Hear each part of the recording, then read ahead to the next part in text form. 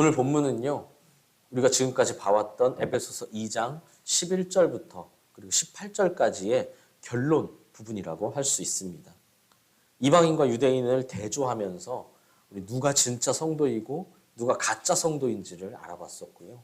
또 우리 사이의 관계에서도, 우리들 인간 사이의 관계에서도, 그리고 우리와 하나님 사이의 관계에서도 우리 예수님만이 진정한 화평이 되신다라는 것을 함께 알아봤었죠.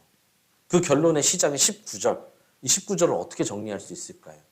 우리 동행 노트에도 나와 있는 것처럼 그러므로 이제부터 우리는 하나다. 그러므로 이제부터 우리는 하나다. 우리 누가 진짜 성도고 누가 가짜 성도고 우리 사이의 관계, 하나님 사이의 관계 이런 것들을 알아보면서 결론은 뭐라고요? 그러니까 이제부터 우리는 하나다. 어느 그 누구도요. 외인이나 나그네가 아니고 우리 모두 다 하나님의 권속이라는 거죠. 권속이 무엇입니까? 우리 모두 다 한 가족, 한 식구라는 겁니다. 권속이 식구, 가족이라는 뜻이거든요. 교회는 유대인의 모임도 아니고 이방인의 모임도 아닙니다. 교회는 예수 그리스도의 구속 사역을 통해 구원받은 하나의 구속 공동체입니다. 여러 개가 아니라 하나의 구속 공동체입니다. 아무런 소망이 없는 우리였지만 그리스도 안에서 생명을 얻은 예수님을 머리로 하는 단일 공동체라는 거예요. 예수님을 머리로 하는. 예수님을 통해서 누구든지 하나님께 나아갈 수 있고 누구든지 천국 시민권을 얻을 수 있게 되었죠. 그 결과 우리는 하나님을 아버지로 모시는 한 가족이 되었다는 겁니다. 그래서 우리는 영가족이라고 표현하죠. 이것이 예수님이 주신 화평의 결과라는 겁니다. 예수님이 우리에게 주신 화평의 결과, 우리가 예수님을 머리로, 예수님을 중심으로 하는 한 가족이 되었다. 20에서 22절도 다르지 않습니다. 바울은 이 본문에서 교회를 건물에 비유하고 있는데요. 이 건물은 단순한 그냥 일반적인 건물이 아니라 예루살렘 성전을 자신의 육체로 허무시고 새롭게 세우신 성전, 예수님이 새롭게 세우신 성전을 의미합니다. 이 성전은 사도들과 선지자들의 터 위에 세워졌고요. 예수님이 친히 모퉁이돌이 되셨다고 하죠. 모퉁이돌. 모퉁이돌이 무엇인가요? 모퉁이돌은요, 건물을 세울 때 이 건물 전체가 균형을 이루도록 설계를 합니다. 설계를 할 때 말이죠. 그래서 이 모퉁이돌은 늘 건물의 중심, 가운데라고 할 수 있어요. 근데 이게 꼭 가운데 있는 것은 아니거든요. 실제 설계할 때요. 어쨌든 이 모퉁이돌을 먼저 넣고 그걸 중심으로 이렇게 세워져 나가요. 예수님이 모퉁이돌이 되셨다. 무슨 뜻인가요? 예수님이 새롭게 세워진 성전의 중심이라는 겁니다. 예수님이 새롭게 세워진 성전의 중심. 새로운 성전, 즉 교회는 예수님을 중심으로 세워졌다는 겁니다. 또한 사도들과 선지자들이 열심히 전파한 복음으로 인해 확장되어 갔다라고 하죠. 예수님이라는 모퉁이돌을 중심으로 끝까지 순종한 제자들로 인해 새로운 돌들이 계속 세워져 쌓아져 나갔다는 겁니다. 그렇게 완성된 새로운 성전, 완성되어가는 새로운 성전이라는 거죠. 이렇게 세워진 새로운 성전, 즉 교회, 이게 정확히 무엇인가요? 바로 우리들이죠. 바로 성도입니다. 우리 성도 한 사람 한 사람이 모퉁이돌인 예수님을 중심으로 쌓아 올려진 새롭게 세워진 하나하나의 돌들이고, 이렇게 예수님을 중심으로 모인 우리는 온전한 하나의 가족이다라는 거죠. 다 하나님의 권속, 가족, 온전한 하나라는 겁니다. 그리고 이 모든 것은 어디에서 가능하다고 하죠? 오직 예수님 안에서만 가능하다라고 합니다. 21절에서는 뭐라 그러나요? 그의 안에서 건물마다 서로 연결되었다라고 하죠. 그가 누굽니까? 예수님이죠. 예수님 안에서 건물이 서로 연결되었다. 또 뭐라고 하죠? 주 안에서 성전이 되어간다라고 합니다. 예수님 안에서 성전이 점점 완성되어 간다는 거예요. 22절에서도 뭐라고 합니까? 성령 안에서 하나님이 거하실 처소가 된다라고 하고요. 또 뭐라고 하죠? 예수 안에서 함께 지어져 간다라고 합니다. 다 예수님 안에서만 가능한 일들이라는 거예요. 우리가 온전히 하나 될 수 있는 이유는, 우리가 하나님이 거하실 성전이 될 수 있는 이유는, 여전히 나에게는 부족함이나 연약함이나 이런 것들이 많지만 그럼에도 조금씩 합당한 자로 하나씩 성장해 나갈 수 있는 이유는 예수님이 우리의 중심이시기 때문이라는 겁니다. 오직 예수님 안에서만 가능한 일이라는 거죠. 다시 말하지만 아무런 소망이 없던 우리가 예수님 안에서 새 생명을 얻게 된 것, 그래서 누구든지 하나님께 나아갈 수 있고 누구든지 천국 시민권을 얻을 수 있게 된 것, 하나님을 아버지로, 한 아버지로 모시는 하나의 가족이 된 것, 이 모든 것이 다 예수님으로 말미암았다라는 겁니다. 이것이 에베소서 2장의 결론이라고 할 수 있죠. 오늘 찬양이랑도 너무 잘 맞죠. 다 예수 안에서 가능한 겁니다. 예수로 충만하다. 예수로 찬양하면서 제일 많이 예수님 이름을 외친 것 같아요. 그죠? 예수. 근데 진짜로 다 예수 안에서만 가능하거든요. 이것이 에베소서 2장의 결론이라고 할 수도 있겠고요. 어쩌면 에베소서의 결론이라고 할 수도 있고, 사실은 성경 전체의 결론이라고도 할 수 있습니다. 다 예수님 안에서 가능하다는 겁니다. 이러니 우리가 어찌 예수님을 찬양하지 않을 수가 있겠습니까?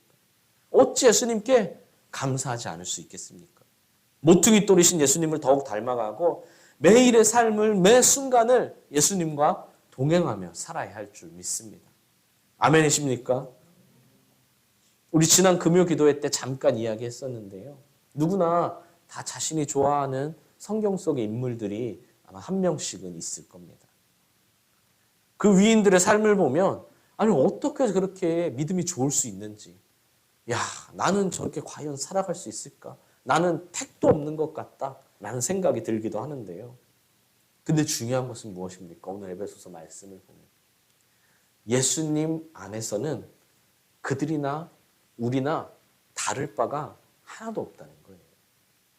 다 동일한 하나님의 백성, 다 동일한 주의 자녀라고 하죠.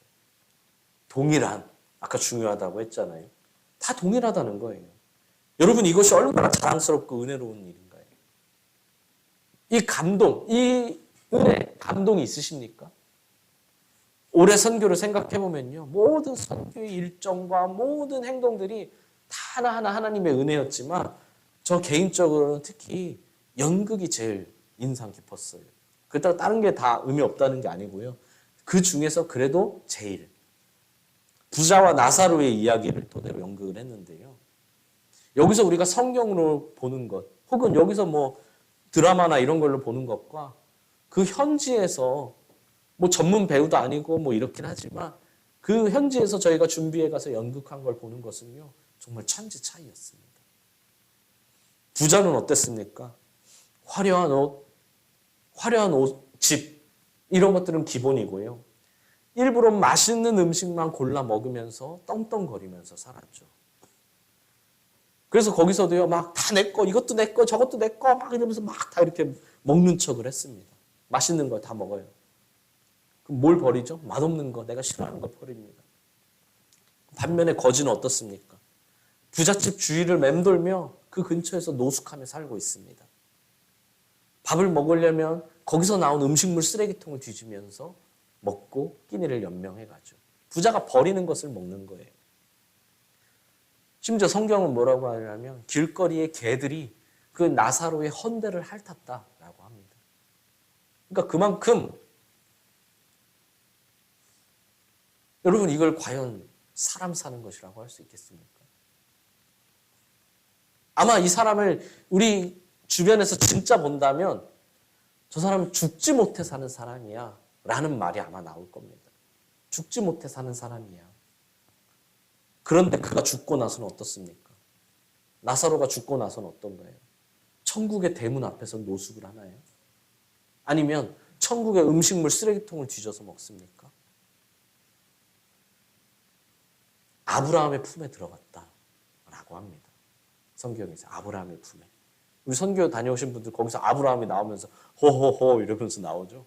그냥 는 게 아니라 성경에서 아브라함의 품에 들어갔다라고 설명하기 때문입니다. 천국에선 아브라함도 나사로도 동일합니다. 완전한 동등한 하나님의 백성, 주의 자녀라는 거죠. 여러분, 나사로의 모습이 우리의 모습 아니겠습니까? 우리는 늘 부족하고 약해서 쉽게 넘어지곤 합니다. 심지어 이 땅에서는 차별이 존재할 수밖에 없기에 막 다른 사람들과 비교하면 할수록 왠지 내가 더 초라해지는 것 같은 느낌도 듭니다. 그럼에도 우리는 어떻게든 예수님을 의지하며 살려고 하고 어떻게든 예수님과 동행하며 살려고 노력하고 발버둥치고 있는 게 우리의 모습이죠. 근데 그러면서도 넘어지고 그러면서도 죄에 빠지고 사실 어떻게 보면 좀 안타까운 모습도 있고요. 굉장히 이 그리스도인의 삶이란 굉장히 좀 처절한 면도 있습니다. 그만큼 우리가 약하기도 하고 악하기도 하다는 뜻이죠. 그러나 예수님 안에 있으면 됩니다. 여러분 끝까지 예수님 안에 있으면 돼요. 그럼 누구나 하나님의 백성, 누구나 하나님의 자녀입니다. 이 은혜를 아셔야 한다는 거죠. 모세 정말 어마어마한 삶을 살았고 어마어마한 믿음을 보여줬지만 예수님 안에서 모세나 나나 같다는 거예요. 끝까지 예수님 안에 있는 자는 아브라함이나 모세나 다윗이나 바울이나 세례 요한이나 다 동일하다는 겁니다. 이 은혜와 감격을 아시길 바랍니다. 그러면 아무리 힘들된 삶의 순간이 찾아온다 할지라도 늘 기뻐하며 감사할 수 있을 줄 믿습니다. 할렐루야. 예수님 안에서 하나라는 걸 여러분 꼭 명심하십시오. 22절은 이렇게 말합니다. 너희도 성령 안에서 하나님이 거하실 처소가 되기 위하여. 우리가 하나가 되는 이유를 말해주는 거예요. 우리가 하나 되어야 될 이유는요, 어떤 종교적인 유익이나 아니면 단체라는 집단, 그 소속감에서 오는 심리적인 안정 혹은 우리만의 카르텔을 만들기 위해서가 아닙니다. 예를 들어 우리가 하나 될 때 우리 어려운 사람이 있으면 서로 돕기도 하고 나누기도 하고 여러 가지 기쁨이나 유익을 누릴 수가 있죠. 이런 것들이 나쁜 것이 아닙니다. 우리 교회 안에서 교제하며 그렇게 하는 것들이 하나님이 교회를 통해 우리에게 허락하신 복 중에 하나이죠. 근데 하나 돼야 하는 것은요, 그거 자체가 목적은 아니라는 거예요. 그럼 무엇이 목적입니까? 22절에서 말하는 것처럼 우리가 하나님이 거하실 처소가 돼야 하기 때문입니다. 하나님이 우리 하나님의 성전이 되어야 한다는 겁니다. 우리가 영가족이 되어야 할 이유, 온전한 하나가 되어야 할 최종 목표는 하나님이 우리 안에 거하시게 하기 위해서, 우리가 성전이 되기 위해서입니다. 이를 위해 22절에서 또 뭐라고 설명해요? 이를 위해 예수님 안에서 함께 지어져 가는 중이다 라고 하죠. 하나님이 거하실 처소가 되기 위해 함께 지어져 가는, 우리가 함께 만들어져 가고 있는 중이라는 거예요. 물론 하나님이 거하시기에는 우리에겐 부족함이 너무나 많죠.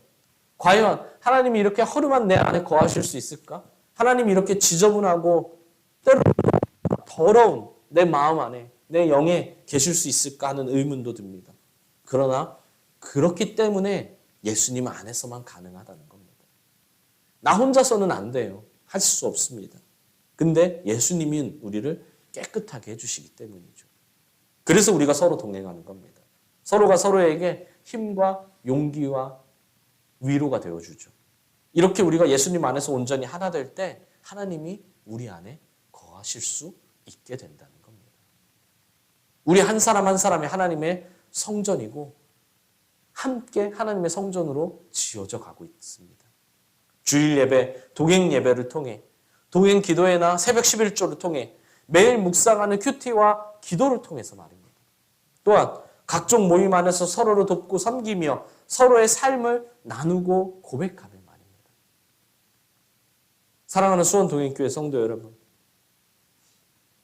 얼마 전에 한 목사님이 피부가 좋아지는 비결을 알려주셨어요. 그 목사님이 피부가 까만 편이거든요.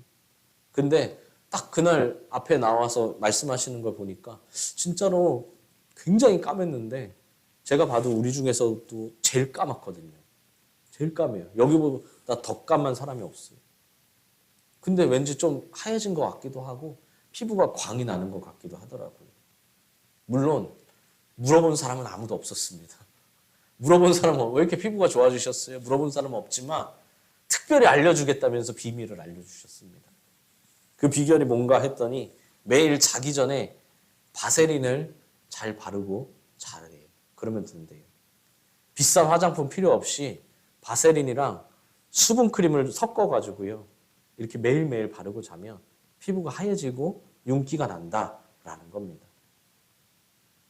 그 목사님 돈도 많으시거든요. 근데 비싼 화장품 살 필요 없다. 이걸 사라는 거예요. 심지어 바세린은 싸거든요. 여러분 수분크림도 막 비싼 거 살 필요 없습니다. 화장품이야 성분이 생각보다 거의 다 비슷비슷합니다. 큰 차이가 없어요. 무슨 말을 하고 싶은 거냐면 여러분 이렇게 자기가 좋은 것을 경험하면요. 자기가 소중하다고 생각하는 사람에게 그 비밀, 비결을 알려줍니다. 아무도 물어보지도 않고 아무도 궁금해하지 않아도 말이죠. 아마 누군가는 속으로 안물, 안궁 이럴 수도 있겠죠. 그런데 그래도 알려주고 싶은 거예요. 왜요? 물어보지도 않았지만 궁금해하지도 않지만 알려줍니다. 왜? 확실히 좋다고 생각하기 때문에. 그리고 진짜 소중하다고 생각하기 때문에. 그렇다면 여러분, 우리에게 가장 좋은 것은 무엇입니까? 예수님이 우리에게 주신 화평의 복음인 줄 믿습니다. 이보다 더 좋은 것이 있을까요? 화평의 복음을 돈으로 살 수 있습니까? 아니면 길 가다가 우연히 죽거나 우연히 얻게 될 수 있습니까? 그럴 수가 없어요. 그럴 수 없다고 했어요. 오직 누구를 통해서? 예수님 안에서만 얻을 수 있는 것. 이것이 진정한 화평의 복음, 생명의 복음이라고 했었죠. 그리고 우리에게 가장 소중한 사람은 누구입니까? 이건 뭐 각자가 다르게 했죠. 부모님일 수도 있고 형제일 수도 있고 자녀일 수도 있고 친구나 동료일 수도 있습니다. 중요한 건 가장 소중한 사람이 그 누구든 가장 소중한 그 사람에게 그렇다면 이 화평의 복음을 전해야 한다는 거예요. 물론 안 물어봤습니다. 궁금해하지도 않습니다. 내 인생이 왜 이렇게 힘든지 혹은 뭐 내 인생이 더 바르게 살려면 어떻게 해야 돼? 물어보지도 않았고 궁금해하지도 않았습니다. 하지만 진짜 좋은 것이니까 알려주는 거예요.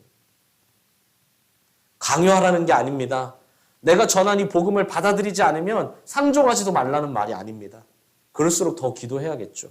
동시에 예수님께서 주신 화평의 복음을 예수님이 자신의 생명과 바꿔주신 생명의 복음을 꼭 전할 수는 있어야 한다는 겁니다. 꼭 전해줘야 한다는 거죠. 진짜 소중하다면서 언제까지 그냥 가만히 냅두고요. 안 물어봤다고 해서 내가 좋은 거 안 알려줍니까? 안문안궁이지만 내가 먼저 알려주는 거예요. 혹시나 시간이 되신다면 우리 지난 에베소서 설교들을 우리 한 번쯤 들어보십시오. 아니면 주보에 동행 노트만이라도 이렇게 한 번씩 다 되돌아보십시오. 에베소서를 통해 에베소 성도들이 깨달아야 할 것이 무엇인지 그리고 오늘날 읽고 있는 우리가 깨달아야 할 것이 무엇인지 점점 감이 오게 되실 겁니다. 나는 누구인지, 비밀을 알려주신 이유는 무엇인지, 부르심의 소망은 무엇이었는지, 구원의 목적은 무엇이었고, 화평을 주신 이유는 무엇이었는지, 그리고 그 화평의 결과는 무엇이었는지 확실하게 깨닫고 삶으로 행하는 우리 모두가 되시기를 간절히 소망합니다.